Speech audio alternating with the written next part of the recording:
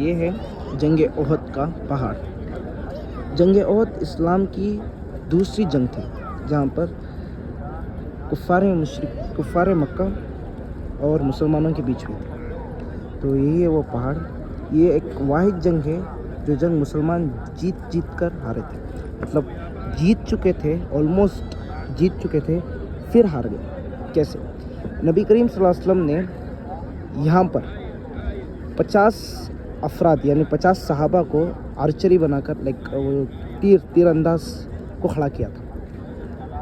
پھر کیا ہوا کہ نبی کریم صلی اللہ علیہ وسلم نے کہا تھا کہ کچھ بھی ہو جائے، ہم جنگ جیتیں یا ہاریں یا ہمارے لاشوں کے ٹکڑے ہو جائیں اور ان لاشوں کو چیل کوے کھا کے ہوئے جا رہے ہیں، تب بھی یہاں سے نہیں اٹھنا۔ مطلب جو یہاں پر 50 صحابہ کو کھڑا کیا گیا تھا، تیر انداز صحابہ کو، ان کو کہا تھا کہ کچھ بھی ہو جائے اس پہاڑ سے نہیں ہلنا۔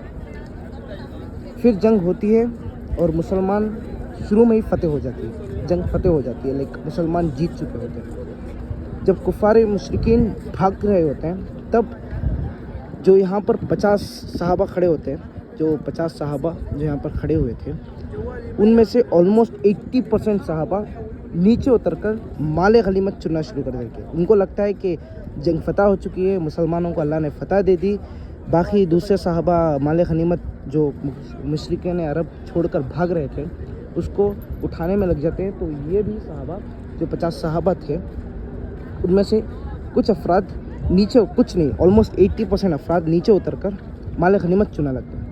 تو دور سے خالد بن ولید جو ابھی تک اسلام نہیں لائے تھے، وہ دور سے دیکھتے ہیں اس منظر کو اور بھاگتے ہوئے ایک پلان لگاتے ہیں کہ یہ لوگ اتر چکے ہیں پہاڑ سے، تو ہم پیچھے سے احد کے پہاڑ کے پیچھے سے ہم لوگ مسلمانوں پر حملہ کریں گے۔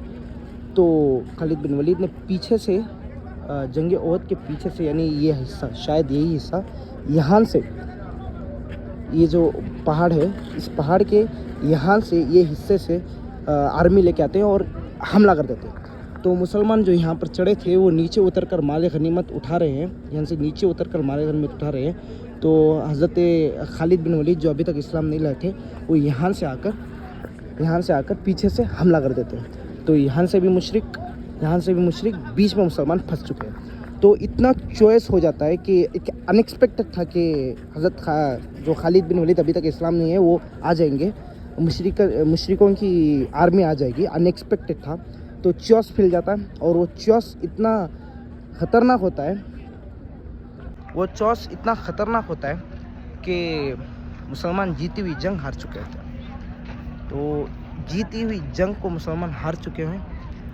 پھر اسی جنگ میں نبی کریم صلی اللہ علیہ وسلم نے حضرت خالد بن ولید کو بدعا دی تھی کہ یہ قوم کیسے فنا پائے گی جس قوم نے نبی کریم صلی اللہ علیہ وسلم کے دانت مبارک کو شہید کیا، جس نے نبی کو تکلیف دی۔ اور اسی جنگ میں نبی کریم صلی اللہ علیہ وسلم کے دانت مبارک شہید ہو جاتے ہیں، اور اس طرح سے شہید ہو جاتے ہیں کہ وہ حضور صلی اللہ علیہ وسلم بے ہوش ہو جاتے ہیں۔ تو افواہ پھیل جاتی ہے کہ نبی کریم صلی اللہ علیہ وسلم کا انتقال ہو جاتا ہے، نعوذ باللہ من ذالک۔ تو بہت سارے صحابہ بھاگ جاتے ہیں اس جنگ سے، صرف کچھ صحابہ رہتے ہیں، جس میں سے ایک مولا علی بھی ہے۔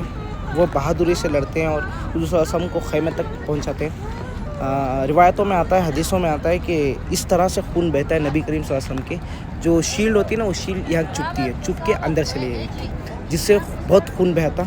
امی فاطمہ الزہرا نے اس خون کو روکنے کی کوشش کی تھی۔ اسی جنگ میں حضرت حمزہ علیہ السلام جو سپہ سالار بھی تھے، تو ان کا انتقال ہو جاتا ہے۔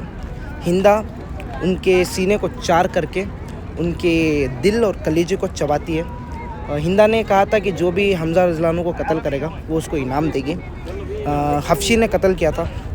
جب فتح مکہ کے وقت حبشی اسلام کے لیے آتا ہے تو نبی کریم صلی اللہ علیہ وسلم کہتے ہیں کہ اے حبشی قاتل حمزہ۔ حبشی کہتا ہے کہ یا رسول اللہ۔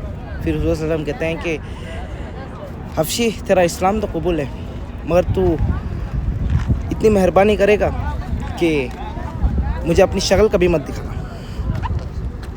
تو وہ ہے بدر کا قبرستان، معاف کیجیے، احد کا قبرستان۔ احد کا قبرستان وہاں ہے جہاں پر 70 صحابہ شہید ہوئے تھے. ان سب کی مزاریں وہیں پر ہیں احد کے قبرستان میں. 70 صحابہ شہید ہوئے تھے جس میں سے حضرت حمزہ بھی ایک تھے.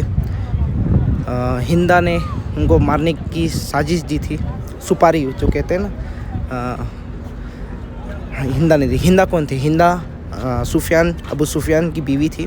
یہ لوگ ابھی تک اسلام نہیں لائے تھے. ابو سفیان کون؟ ابو سفیان یزید کا دادا. ابو سفیان کا بیٹا امیر معاویہ کا بیٹا یزید ابن معاویہ. تو یہی ہے احد کا پہاڑ. وہاں پر 50 سے زیادہ افراد جو تیر انداز میں ماہر تھے ان کو کھڑا کیا گیا تھا نبی کریم صلی اللہ علیہ وسلم نے. یہ وہی واحد جنگ ہے جو مسلمان ہارے تھے, اور اس جنگ سے سیکھ بھی ملی تھی مسلمانوں کے. یہ جنگ جیتی ہوئی جنگ مسلمان ہارے تھے. اس سے سیکھ بھی ملی تھی کہ کبھی بھی مال کی وجہ سے جو مال غنیمت. تو یہ ہے جنگ احد کے شہیدوں کا قبرستان جہاں پر 70 سے زیادہ افرادوں کو دفنایا گیا ہے. تو نبی کریم صلی اللہ علیہ وسلم جب بھی یہاں سے گزرتے ہیں تو یہاں پر کھڑے ہو کر خطبہ دیتے ہیں. تو یہاں پر دفنایا گیا تھا. جیسا کہ آپ کو معلوم ہے کہ یہ واحد جنگ ہے جہاں پر مسلمان جیت کر آ رہے تھے. یہ پہاڑ, تو یہاں پر مسجد بنائی گئی ہے. جب بھی ہم یہاں پر آتے ہیں تو یہ چیز سیکھ ملتی ہے کہ مال کی محبت کے لیے کبھی بھی نبی کریم اور اللہ کی نافرمانی نہیں کرنی چاہیے.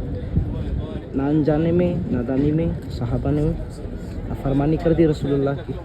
ہمیں اس سے سیکھ لینی ہے کہ ہمیں نہیں کرنی. غلطی سب سے ہوتی ہے, صحابہ سے بھی ہوئی تھی, اور اللہ کریم صلی اللہ علیہ وسلم نے قرآن میں انہیں معاف بھی کر دیا. یہ جنگ احد کا میدان, یہ پہاڑ جہاں پر 50 سے زیادہ افراد صحابی کھڑے تھے, تیر انداز میں ماہر تھے وہ صحابی. یہ جنگ احد کا قبرستان.